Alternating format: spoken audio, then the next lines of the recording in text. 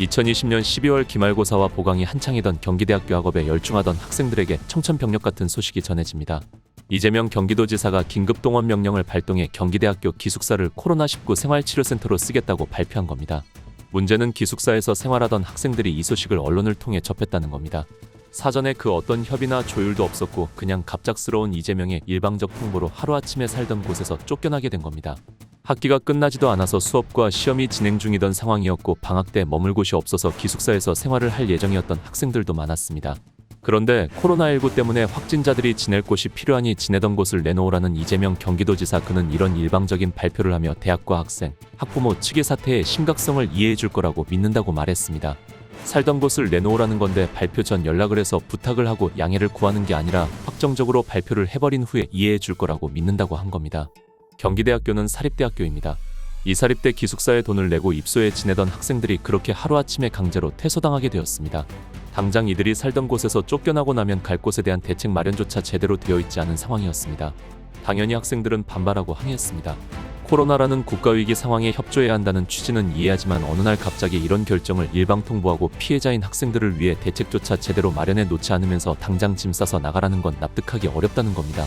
하지만 감염병 법률을 근거로 한 이재명이라는 권력자의 독단 결정을 학생들은 막아설 수 없었고 기숙사에서 살던 수백여 명의 학생들은 기사로 소식을 접하고 사흘 만에 모두 짐을 싸서 나가게 되었고, 이 시기 이재명 지지자들을 중심으로 이런 이야기들이 나왔습니다. 한편 이재명의 이런 일반 결정에 반발하는 경기대 학생들에 대한 집단적인 비난이 이루어지기도 합니다. 하루아침에 터전을 잃고 쫓겨나듯 당장 짐을 싸서 나가야 했던 그들이 마치 이기적으로 행동하기라도 한 것처럼요. 여러분도 그렇게 생각하십니까? 이재명이 정말 일을 잘한 거라고 생각하십니까? 한때 이재명은 합니다라는 슬로건을 내세웠던 이재명이라는 권력자의 그 무서운 일처리 방식에 대해 논해봅시다. 코로나로 시작했으니 이와 유사한 사례를 하나 더 살펴보죠. 이재명이 신천지 본부를 급습 강제 진입한 사건입니다. 2020년 초 코로나 확진자가 폭발적으로 급증한 원인으로 신천지 예수교회라는 종교 집단이 지목된 상황, 이재명은 이 신천지에 대한 전수조사를 실시하겠다고 발표합니다. 여기서 잠깐 한 가지 짚고 넘어가겠습니다. 논리적 사고가 안 되는 분들이 신천지 옹호하는 거냐, 신천지 신도냐며 무식한 비난을 할 것 같은데요. 기본적으로 무신론자고 왜곡된 교리로 문제적 행위를 하는 종교나 사이비 개통 종교에 매우 비판적인 입장입니다. 신천지라는 종교 집단을 딱히 옹호할 이유도 없고 그럴 생각도 없습니다.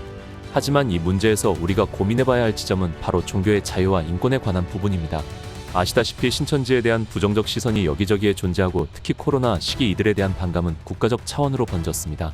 국민 다수가 신천지가 코로나를 퍼뜨렸다고 생각했기 때문이죠. 이런 상황에서 신천지 측은 모든 신도들의 명단을 내놓으라는 이재명 경기도 측의 요구에 불응했습니다. 확진자의 동선이 하나하나 세세히 전 국민에게 공개되던 시기에 신천지 신도로서 신상 정보가 털릴 경우 신도들이 주위 사람들은 물론이고 온 국민으로부터 큰 미움을 받을 수 있는 상황이었죠. 종교의 자유가 있는 나라에서 특정 종교를 믿는다는 이유로 사회적 차별이나 집단적 괴롭힘을 당해서 안 된다고 믿는 사람이라면 신천지 신도들의 입장을 어느 정도 이해할 수 있다고 생각합니다. 그런데 일 잘한다는 이재명은 달랐습니다. 그는 2개 중대 규모의 경찰 병력을 동원해 신천지 본부를 기습했고 그렇게 강제로 진입해버립니다. 그 과정에서 42,000여 명에 달하는 신도 명단을 강제로 확보했죠.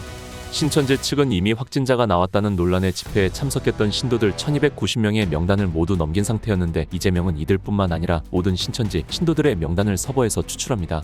이를 막아서면 감염병 예방법에 따라 체포하겠다며 엄포를 놨죠. 참고로 당시 문재인 정부 보건복지부마저 이재명의 이런 광폭행보에 철수를 요청했지만 이재명은 싹 무시하고 신천지 본부를 진압해버렸습니다. 이후 모든 신천지 신도들을 전수조사했는데요. 코로나 양성이 나온 사람은 불과 3명, 그런데 이들도 이미 확진을 받고 등록을 했던 사람이라 신규 확진자는 전무했습니다.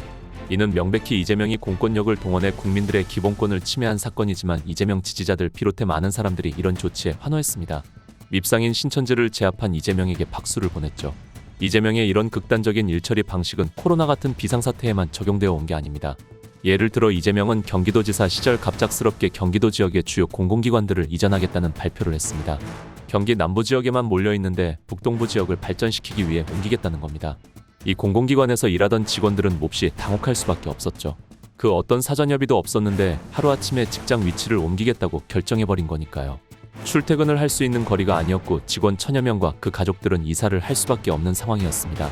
이재명은 기자회견에서 이렇게 말했습니다. 이와 비슷한 사례는 최근에도 있었습니다. 이재명은 대선 유세 중 서울 여의도에 있는 H&M 본사를 부산으로 이전하겠다고 선언했었죠. 민간 회사인데 자기가 부산으로 옮겨오겠다고 발표한 겁니다. 이재명은 이러면서 가장 큰 장애 요인은 회사에서 근무하는 직원들인데 일단 그 직원들이 동의했다고 말했습니다. 그런데 민간기업 HMM 측에 따르면 부산 이전과 관련해 그 어떤 사전협의도 하지 않았다고 합니다. 하루아침에 부산으로 이사를 가야 할지도 모르는 직원들이 크게 동의하고 있다고 하죠. 일 잘한다는 이재명, 그런 그의 과거 일처리를 보면 이런 거칠고 독단적이고 일방적인 일처리들이 너무나 많습니다. 그리고 그가 이렇게 행동하는 이유, 이재명은 본질적으로 포퓰리스트입니다. 다수의 동의만 있다면, 또 다수의 인기를 얻을 수만 있다면 어떤 일이든 거침없이 밀어붙이고 그 과정에서 발생하는 소수의 피해는 무시합니다. 심지어는 해당 정책을 지지하는 다수를 동원해 소수의 반대자들을 찍어 누르기도 하죠. 이런 게 일을 잘하는 거라면 인류 역사를 통틀어 일 잘하는 거로 아주 유명하다고 할 수 있는 권력자가 또 있습니다. 히틀러입니다. 나치 독일 시대 히틀러를 지지했던 독일 민중들의 생각이 딱 그랬습니다. 히틀러가 일 하나는 잘한다. 그에게는 다수가 원하는 걸 앞뒤 없이 밀어붙이는 광기 어린 추진력이 있었고, 다수의 군중을 선동해 이를 동력으로 삼는 악마적 재능이 있었습니다. 그렇게 독일 사회에 내팽배했던 유대인 혐오와 이로 인한 갈등에 대한 엔트로성 최종 해결책으로서 학살을 지시했습니다. 다수가 지지하고 동의하기만 하면 뭐든 할 수 있는 위험한 권력자가 바로 이재명입니다. 그리고 이 문제에 대해 생각하며 우리는 모두 깨달아야 합니다. 평범한 사람 누구든 권력에 의해 특정 분야에서 특정 상황에서 소수자가 될 수 있다는 사실입니다. 앞서 살펴본 사례들에서 이재명이 보여준 독단적이고 일방적인 일처리 방식을 보며 시원하다, 효율적이다, 일 잘한다고 생각한 분들도 계실 겁니다. 그러다가 어느 날 이재명에 의해 본인의 가족이 피해자가 된다면 그제서야 깨닫게 되겠죠. 아무리 하소연을 하고 항의를 해도 소수자의 입장이 되어버린 본인의 목소리에는 그 누구도 귀 기울이지 않고, 다수는 이재명이 또 일을 잘했다며 오히려 피해자였다, 본인을 짓밟는다는 사실을요. 이재명은 본인의 슬로건을 자랑스럽게 외쳐왔습니다. 일 잘한다며 환호하는 그 지지자들과 뭘 할지는 모르겠지만 아무튼 하겠다는 이재명을 보며 우리는 공포를 느껴야 합니다. 다음 시간에 뵙겠습니다. 정성산TV 좋아요, 구독, 알림 설정 부탁드립니다. 감사합니다.